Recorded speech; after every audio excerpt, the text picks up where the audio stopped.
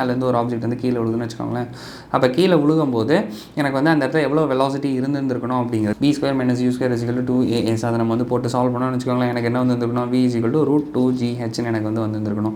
அவ்வளோ வெலாசிட்டியில் அது வந்து என்ன ஆயிருக்கும் அப்படின்னா கீழே வந்து ரீச் ஆகிருந்திருக்கணும். அதே அனலகஸ் ஆர்குமெண்ட் இங்கே மேக் பண்ணுறோன்னு வச்சுக்கோங்களேன். இங்கே வந்து அதுக்கு பதிலாக வாட்டர் மாலிகுலாக இருந்திருக்கு, எல்லாமே லிக்விட் ஸ்டேட்டில் இருந்திருக்கு.